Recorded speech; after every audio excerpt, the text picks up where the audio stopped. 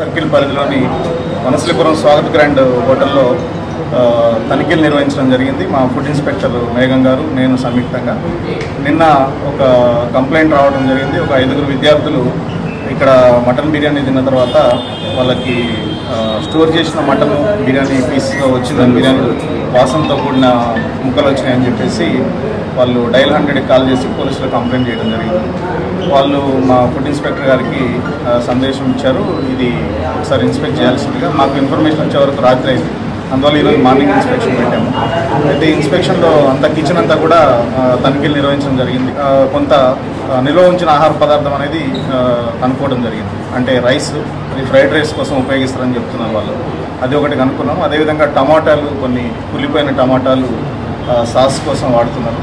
ఈ రెండింటిని కనుక్కున్నందుకు గాను 10,000 రూపాయల జరిమానా విధించడం జరిగింది. ఇటువంటి రిపీట్ కాకుండా చూసుకోమని వార్నింగ్ కూడా ఇచ్చినాము. ఈ గత 15 రోజుల నుంచి కమిషనర్ జనార్దన్ రెడ్డి గారి ఆదేశాల మేరకు మనం ఇన్స్పెక్షన్స్ చేస్తున్నాము. చాలా వరకు మెరుగుపడినాయి.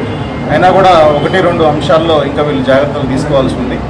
ఈ మన నిల్వ ఉంచిన ఆహార పదార్థాలు అనేవి ఎట్టి పరిస్థితుల్లో ప్రజలకి సర్వ్ చేయొద్దని చెప్పి సూచించడం జరుగుతుంది.